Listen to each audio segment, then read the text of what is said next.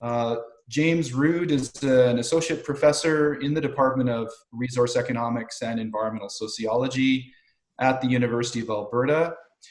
James conducts research in the area of trade policy, agricultural marketing, and price analysis, specifically on the economic impacts of multilateral and regional integration agreements.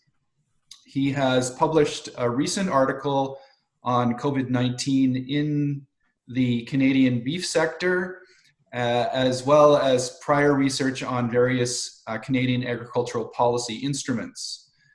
James will also be speaking in the final session on policy. Over to you, James. Thank you very much, John. This is very much a continuation of Ellen's talk. Ellen left off talking about one of the biggest disruptions that's taken place to date, aside from sort of the macroeconomic effects at the retail level, and that deals with, with meatpacking plants. I'm going to spend most of my time talking about livestock. I'm going to talk mostly about livestock in North America. For those of you in developing countries, I'm sorry, I am not going to address your issues directly.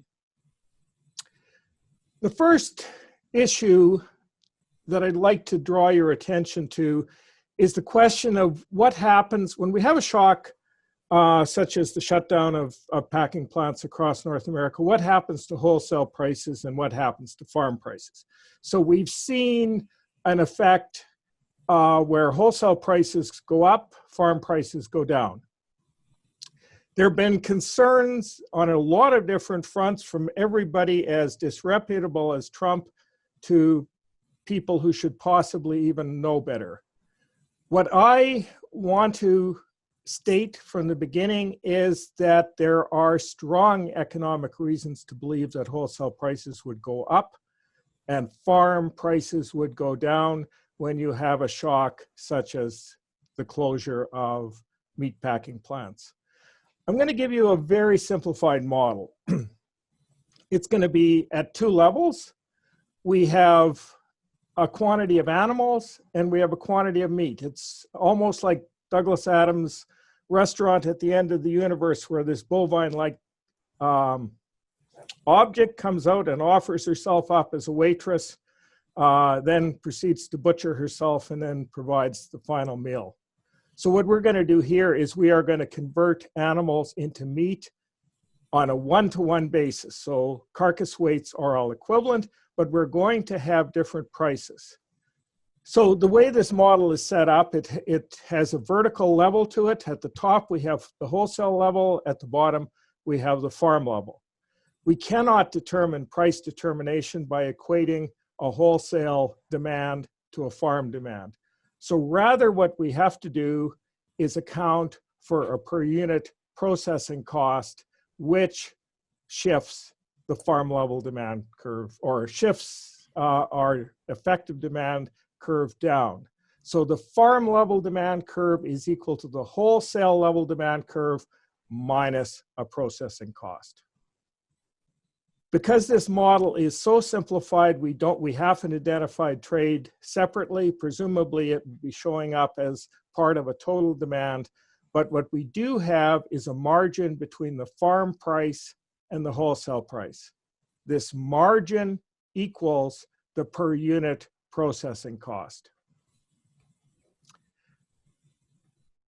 So let's look at what's happening now. This is just a repeat of the previous graph. What happens is that with labor shortages, packer shutdowns, increased labor costs, the demand for farm animals, whether it's pork or beef, will decrease. We get a new equilibrium. That new equilibrium occurs at a slightly lower volume than our initial volume of, shown in gray, of Q star, Q superscript star. At this lower price, you're seeing a couple of things, or at this lower volume, sorry. The depressed flow of meat products is going to naturally lead to higher wholesale and retail prices. The depressed demand for livestock will lead to lower prices. Now, this is very simplified.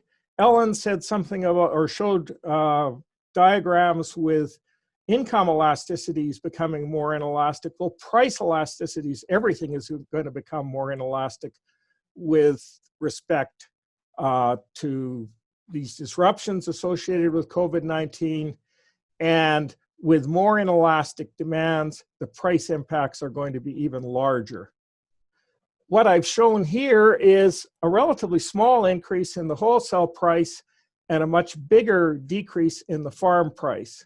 Now, how that actually works out through the system is going to depend on a number of things that we'll discuss.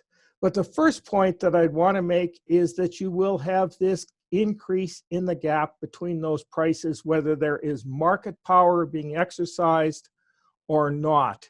It is consistent with a competitive model. So let's just look at a timeline with respect to packing plant shutdowns. And so I've taken this from a source called The Meeting Place. It's a sort of a trade journal in the US. And in blue, we have positive tests for COVID. In red, we have plant closures. And in green, we have plants that are opening up. And you see initially a closure in Quebec at Ollie Mill with a pork plant, and you see something in southern Alberta with Harmony Meats that basically I think they closed for the weekend. It wasn't really a closure. I'm going to skip through time. So this is very early or late in March into early April. We start to see more and more plant closures, especially sort of through the central band of the US and into the Midwest. Towards the end of April, we have a considerable number of closures, including 2 closures in southern Alberta with respect to JBS's plant in Brooks, and also with respect to Cargill's plant in High River. We clip through time, and we're starting to see plants that are now opening. There are more and more closures, there are more and more cases of positive COVID tests, but things are starting to gradually relax. And if I had more up-to-date data, you would see a lot more reopening of plants. So here we have this timeline of shutdowns, and I'd like you to keep that in mind as we go forward.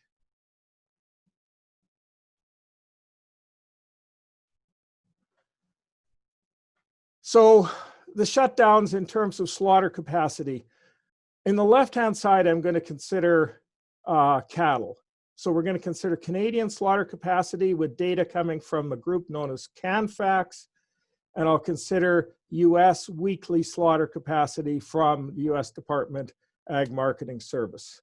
You see very well, first of all, the red lines represent 2000, the green and blue represent 2018, 2019, and the dotted lines represent a moving average. The first thing to note in terms of a difference between Canada and the US is that at the start of the year, there was much higher levels of slaughter relative to previous years. So there was an expectation there would be very strong export markets, and the US is at the peak of its inventories. There are a lot of cattle in the system. In Canada, we'll see later that we've had declining inventory since 2005. So there's really no increase above previous years. We go along into April, and suddenly we have the plant closures. We have the same pattern happening in Canada and the US. I don't quite have the horizontal axes matched up in terms of numbers and physical dates, but you can see the similarity in the patterns. Secondly, hog slaughter.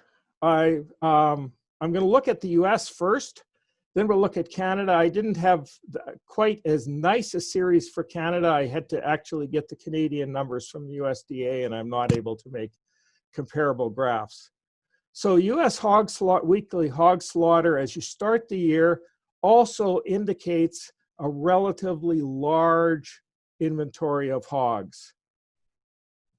We get a slightly earlier dive in hog slaughter, pork relative to beef in the US, and towards the end of May, things are starting to recover. With respect to hog slaughter in Canada, you get a similar reduction in the 14th and the 15th week, but generally, with the exception of, I think, just one Olymel plant in Quebec, hog slaughter has remained relatively constant in Canada. However, with both of these meats, they're North American markets. What happens in the States profoundly affects us. And it's in ways more important to look at the US than it is to look at Canada. We are a price taker. Prices in Canada are established off of US prices and after you've accounted for a basis. So what are the implications of processors' slowdowns? So there's depressed demand for the livestock, and then there are supply chain holdups. Now, where we're concerned about in the supply chain is the link between the packers and feedlots and the packers and finishing barns. So what the farm level is attempting to do is hold back animals through maintenance rations. Now, it's easier to do it in some sectors than in others. Fed cattle, you have a lot more weasel room in terms of establishing maintenance rations. Hogs, certainly less time, typically less than 2 weeks. Raw milk, I think you can keep it for 72 hours. But beyond that, you really have a problem. So you don't just slow the system down at that first link. You, sorry, things are jumping ahead on me. The whole system needs to slow down, not just the market-ready animals, and you have to work backwards. In extreme cases, you can have situations where animals have to be euthanized. So there have been calls for compensation, and this has largely been in the States with respect to hogs, and calls for government programs of set-asides. So the Canadian Cattlemen's Association called for a set-aside, and they were given some money. They're very unsatisfied with it, but that's just a political process. So in terms of a holdup on the supply chain, there's a certain amount of pushback as you go up the chain. So a typical beef supply chain would go from the packer to a feedlot to backgrounders to cow-calf operators. So as you go up the vertical chain, as there is pushback and animals are being held longer in feedlots, there are less animals that are placed into feedlots.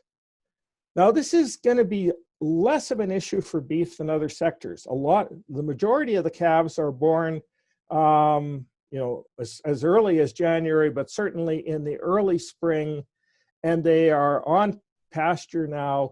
They're really not in a position to be placed into feedlots until the autumn, and that is where the pressure points will take place. With respect to hogs, it's much harder to hold back baby pigs. These are called weaner pigs or weanling pigs in Canada. And the hold back, we export a lot of weanling pigs into the northern states, especially into Minnesota and Iowa. And the biggest effect is on the weaner prices. I'm not very sympathetic to supply management. There was some milk dumped in Canada, not nearly as much as in Wisconsin. Basically, once milk leaves the farm gate, it's controlled by centralized actions of marketing boards who have a lot of levers to affect the control of where things are going. Sorry, this is going automatically on me. So these centralized marketing boards are able to cushion the effects.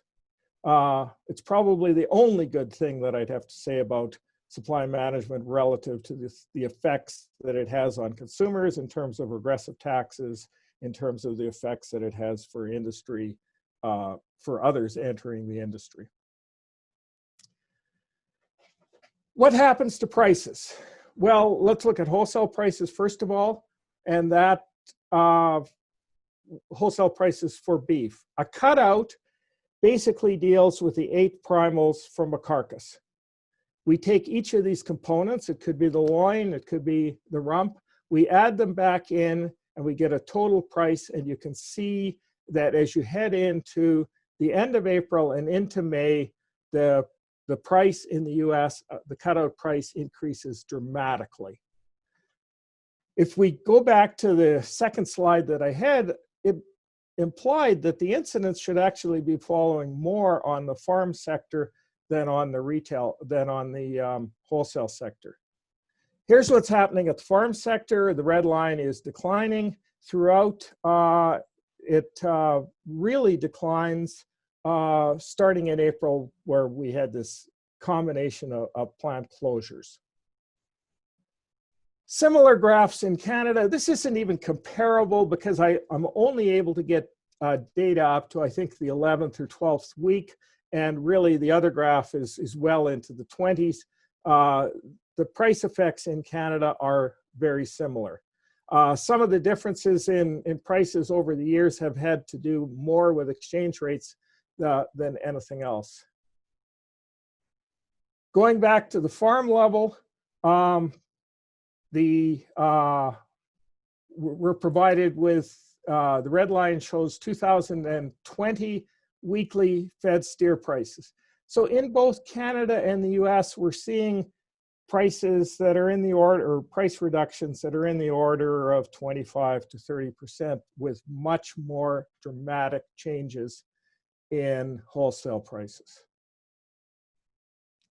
I want to compare beef to hogs. So this is just the cutout graph, or the wholesale beef price and animal or cattle price in the US. I'm going to compare it to US pork and hogs. Canadian numbers would look very similar. I'm not comparing an entire cutout, we're just looking at the butt. So that's a primal, or the rump of the animal. You see a spike in April essentially because of an early Easter. And then prices sort of adjust downwards, and then we have this big increase. In terms of farm level, this is a weekly weighted average of prices throughout the Midwest. And you see a dramatic drop in hog prices. And this dramatic drop in hog prices sort of works its way back up into Manitoba and affects weanling pigs. So what are the longer term supply side effects? Well, as Ellen described, most of the shocks are coming from the top. They're labor driven, and they relate to macroeconomic effects such as GDP. They're going to work their way up the supply chain from the consumer all the way back to the primary producer. So with respect to a beef supply chain, it's much more complex than other markets. Excuse me, there's things jumping ahead of me. The beef supply chain is much more complex than other livestock markets. It takes longer for the cow-calf sector to adjust and or to reach the cow-calf sector, and in ways it's a longer time period to adjust. So in general, and I think this is one of my real bottom lines, it's surprising how few distortions have actually occurred along the supply chain. So as you go backwards or up the supply chain from wholesale distribution through their transportation companies into the meatpacking sector, again, transportation back to hog barns, back to feed mills, there's been relatively little disruption with the exception of the packers. The other area that I find even more surprising is that there have been virtually no border disruptions. Yes, there have been border disruptions with respect to the movement of individuals, but with respect to the movement of trade, it hasn't been a big issue. Where it has been an issue in horticulture, and Tim will talk about it on Thursday, is with respect to temporary foreign workers. So what I want to be able to do is sort of look at the supply side effects, and I'm taking a model that I had developed. Actually, Ellen's involved with it. It's a model of the North American cattle and beef sector. It's estimated ending in 2017, and we're going to put in shocks going into the beginning of 2020, all to the fourth quarter of 2021. So the only shock that I've shown here, I have no GDP effects, is this holdback or this effect with respect to packers. And we see a 35% reduction in the price of steers. We see a much lower reduction in the price of feeders, and you would expect that, but that is spread out over time. The very final column deals with the marketing of animals, a supply side effect. And that doesn't kick in until the fourth quarter of 2020. You see a much more muted effect. We have very inelastic supplies, or relatively inelastic supplies. So even though prices have gone down considerably, the level of supply goes down, and that gets stretched out into the future. So at least with respect to beef, it's all about timing. Now, Canadian cattle inventories, I mentioned this earlier, peaked in 2005. They peaked shortly after we had border closures associated with BSE. They've declined since then by an additional 25%. My modeling results would indicate that there probably is going to be an additional 2% decline,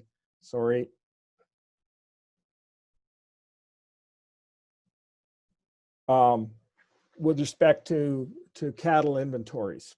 And that's driven by a much larger shock than just the supply closures that we've shown here. The choke point in the system is with respect to meat packing. There have been a lot of criticisms about the centralized nature of the system, that there's much too centralized, especially throughout the Corn Belt in the US and in southern Alberta. There have been calls for medium-sized plants that are dispersed across the country. Now, there's a problem with that. These plants have to be located where the cattle are.